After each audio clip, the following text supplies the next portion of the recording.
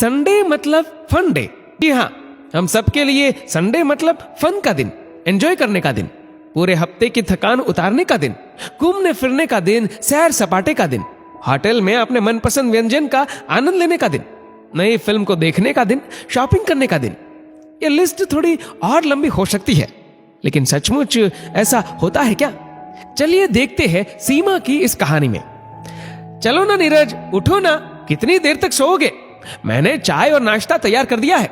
सोनू को भी उसके टेनिस की क्लास में छोड़कर आ गई हूँ। सारे घर के काम कर लिए, कुछ देर बाहर जाकर आते हैं। जल्दी आकर सोनू को पढ़ाना भी है, उसका प्रोजेक्ट भी बनाना है। नीरज ने अपनी चादर को और खींचकर पकड़ लिया और कहा, बस 5 मिनट, मुझे तो बस 2 मिनट ही लगता है तैयार होने में, बस उठते ही रेडी हो जाऊंगा। आज तो संडे है, नहीं नहाऊंगा तो भी चलेगा, प्रोजेक्ट भी हो जाएगा। नीरज के ऐसे रवैये को देखकर सीमा का गुस्सा 7वें आसमान पर पहुंच गया। सीमा ने कहा, ठीक है, अब तभी चलेंगे जब तुम्हारी नींद पूरी हो जाएगी। मेरा क्या है, संडे तो सिर्फ तुम्हारा है। दोपहर के 12 बज गए, तब जाकर नीरज की नींद खुली तो उसने देखा कि बहुत देर हो चुकी थी। वह जानता था कि सीमा बहुत गुस्से में होगी। फटाफट बिस्तर से उठा और आवाज लगाने लगा, अरे चलो सीमा, चलना नहीं है क्या? मैं तैयार हो रहा हूं, चलो चलो जल्दी चलते हैं। सीमा ने बाहर से आवाज देते हुए कहा, अरे सुनो नीरज, ऐसा करते हैं आज आराम ही करते हैं, शॉपिंग फिर कभी करेंगे। वैसे भी आज संडे है, सोमवार से शनिवार तुम कितना काम करते हो ऑफिस में, थक जाते होगे ना, तो तुम आज आराम करो। नीरज ने खुश होकर कहा, अच्छा तो तुम्हें शॉपिंग के लिए नहीं जाना? ठीक है, तो तुम आज दाल बाटी, चूरमा और गट्टे की सब्जी बनाओ, मजा आ जाएगा। पूरा दिन वैसे ही बीत गया जैसे नीरज ने चाहा। सोमवार की सुबह हुई, घड़ी में पूरे 8 बज चुके थे, लेकिन सीमा अभी भी बिस्तर पर सोई हुई थी।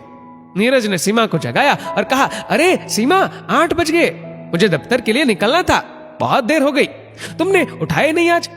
चलो मैं जल्दी से ब्रश करता हूं, तुम चाय नाश्ता रेडी करो, आज बहुत इंपॉर्टेंट मीटिंग है मेरी। सीमा ने कहा, सुनो, आज मेरा बिल्कुल मन नहीं है जल्दी उठने का, ऐसा करो चाय नाश्ता तुम बाहर ही कर लेना। नीरज को देर हो रही थी, इसलिए नीरज ने कुछ नहीं कहा। दफ्तर से लौटकर जब आया तब देखा कि सीमा फोन पर बात कर रही थी। घर के काम भी कुछ ठीक से हुए नहीं थे और रसोई में भी रात के खाने की कोई तैयारी नहीं हुई थी।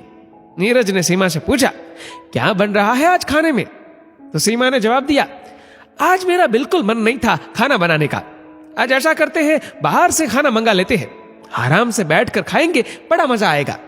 फिर तुम सोनू का प्रोजेक्ट करवा देना, तुमने उसे वादा किया था ना। नीरज बोला, ये क्या बात हुई, मैंने आज सुबह भी बाहर खाया, फिर से बाहर, प्रोजेक्ट भी करना है। सुनो, तुम्हारा मन नहीं है तो कुछ सादा खाना ही बना दो, मुझे चलेगा। तब सीमा ने नीरज का हाथ पकड़कर उसे सोफे पर बैठने को कहा और प्यार से उसे अपने मन की बात कही। उसने कहा, नीरज, तुम तो एक बार ही बाहर का खाना खाकर बोर हो गए। तुम नहीं समझते कि सोमवार से लेकर शनिवार तक मैं सिर्फ रविवार का इंतजार करती हूँ।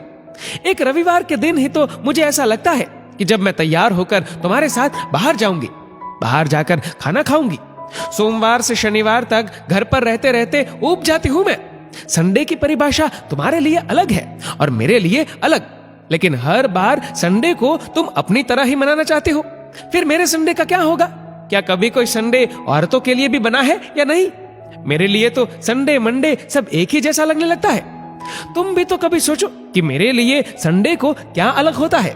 मैं चाहती हूँ कि कुछ रविवार तुम अपनी तरह से मनाओ और कभी मुझे उसे मेरी तरह से एंजॉय करने का मौका दो, बेमन से नहीं बल्कि अपनी इच्छा से।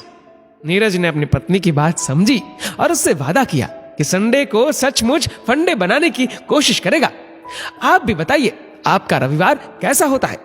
दोस्तों, ये कहानी लिखी है पायल धाबलिया ने। आपके इस वीडियो के बारे में क्या राय है नीचे कमेंट करके जरूर बताएगा।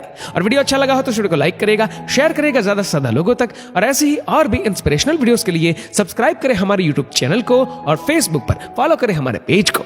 धन्यवाद।